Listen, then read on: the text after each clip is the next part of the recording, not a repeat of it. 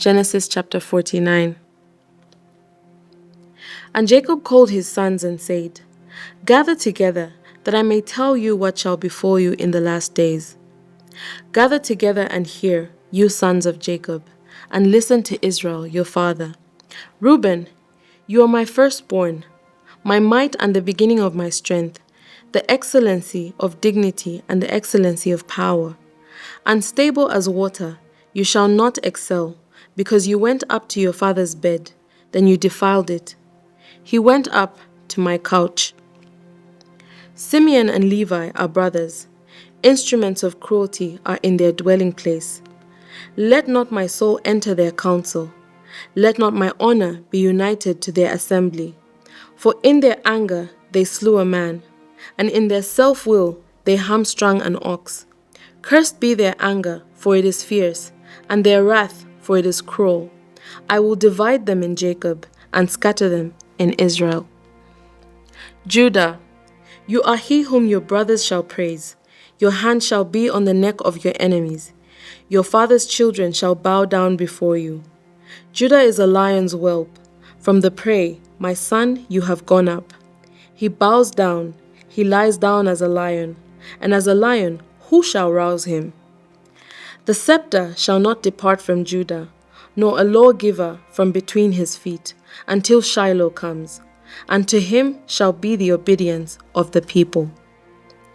Binding his donkey to the vine, and his donkey's colt to the choice vine, he washed his garments in wine, and his clothes in the blood of grapes. His eyes are darker than wine, and his teeth are whiter than milk. Zebulun shall dwell by the haven of the sea. He shall become a haven for ships, and his border shall adjoin Sidon. Issachar is a strong donkey, lying down between two burdens. He saw that rest was good, and that the land was pleasant. He bowed his shoulder to bear a burden, and became a band of slaves. Dan shall judge his people, and as one of the tribes of Israel. Dan shall be a serpent by the way, a viper by the path that bites the horse's heel, so that its rider shall fall backward. I have waited for your salvation, O Lord. Gad, a troop, shall tramp upon him, but he shall triumph at last. Bread from Asher shall be rich, and he shall yield royal dainties. Naphtali is a deer let loose. He uses beautiful words. Joseph is a fruitful bough by a well. His branches run over the wall. The archers have bitterly grieved him, shot at him and hated him. But his bow remained in strength, and the arms of his hands were made strong by the hands of the mighty God of Jacob. From there is the shepherd, the stone of Israel. By the God of your father who will help you, and by the Almighty who will bless you with blessings of heaven above, blessings of the deep that lies beneath, blessings of the breasts and of the womb. The blessings of your father have excelled the blessings of my ancestors, up to the utmost bound of the everlasting hills. They shall be on the head of Joseph, and on the crown of the head of him who was separate from his brothers. Benjamin is a ravenous wolf. In the morning he shall devour the prey, and at night he shall divide the spoil. All these are the 12 tribes of Israel, and this is what their father spoke to them. And he blessed them. He blessed each one according to his own blessing. Then he charged them and said to them, I am to be gathered to my people.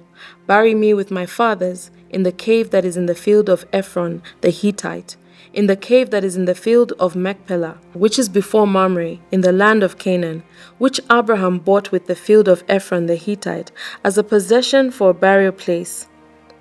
There they buried Abraham and Sarah his wife. There they buried Isaac and Rebekah his wife. And there I buried Leah. The field and the cave that is there were purchased from the sons of Heth. And when Jacob had finished commanding his sons, he drew his feet up into the bed and breathed his last, and was gathered to his people. Chapter 50. Then Joseph fell on his father's face and wept over him and kissed him. And Joseph commanded his servants and physicians to embalm his father. So the physicians embalmed Israel. 40 days were required for him, for such are the days required for those who are embalmed. And the Egyptians mourned for him 70 days.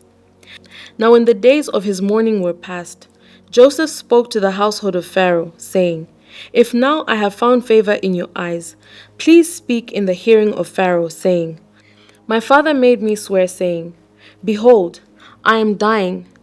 In my grave which I dug for myself in the land of Canaan, there you shall bury me. Now therefore, please let me go up and bury my father, and I will come back. And Pharaoh said, Go up and bury your father, as he made you swear.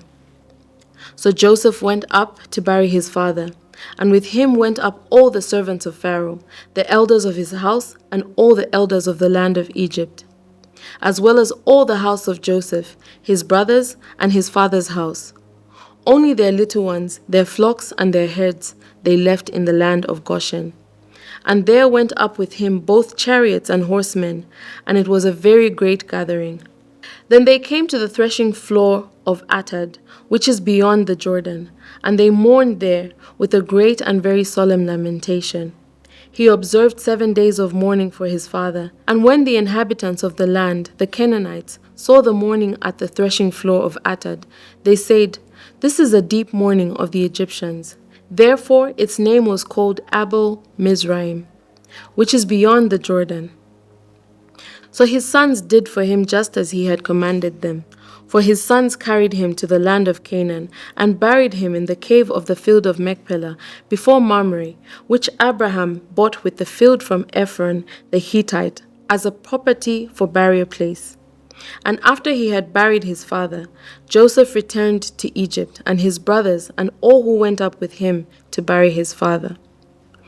When Joseph's brothers saw that their father was dead, they said, Perhaps Joseph will hate us, and may actually repay us for all the evil which we did to him. So they sent messengers to Joseph, saying, Before your father died, he commanded, saying, Thus you shall say to Joseph, I beg you, please, forgive the trespass of your brothers and their sin, for they did evil to you.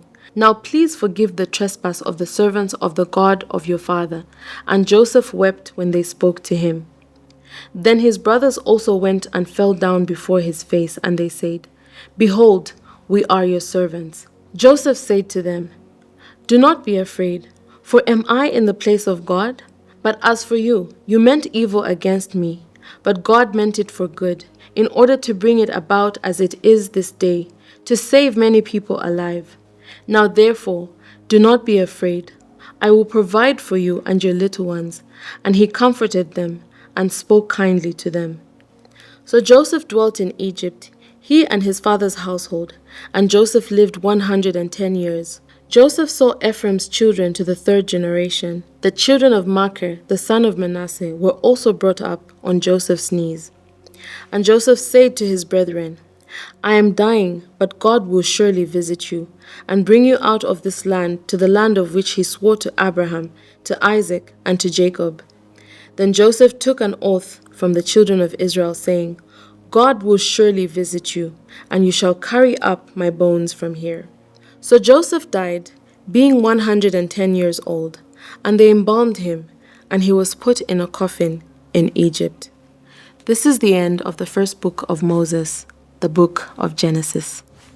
The second book of Moses, called Exodus, chapter 1. Now these are the names of the children of Israel who came to Egypt. Each man and his household came with Jacob: Reuben, Simeon, Levi, and Judah; Issachar, Zebulun, and Benjamin; Dan, Naphtali, Gad, and Asher. All those who were descendants of Jacob were 70 persons, for Joseph was in Egypt already. And Joseph died, all his brothers, and all that generation. But the children of Israel were fruitful and increased abundantly, multiplied and grew exceedingly mighty, and the land was filled with them. Now there arose a new king over Egypt, who did not know Joseph. And he said to his people, Look, the people of the children of Israel are more and mightier than we. Come, let us deal shrewdly with them, lest they multiply, and it happen in the event of war that they also join our enemies and fight against us, and so go up out of the land. Therefore they set taskmasters over them to afflict them with their burdens, and they built for Pharaoh supply cities, Pithom and Ramses. But the more they afflicted them, the more they multiplied and grew, and they were in the dread of the children of Israel. So the Egyptians made the children of Israel serve with rigor, and they made their lives bitter with hard bondage, in mortar, in brick, and in all manner of service in the field. All their service in which they made them serve was with rigor. Then the king of Egypt spoke to the Hebrew midwives, of whom the name of one was Shiphrah, and the name of the other was Puah. And he said, when you do the duties of the midwife for the Hebrew women, and see them on the birth stools, if it is a son, then you shall kill him. But if it is a daughter, then she shall live.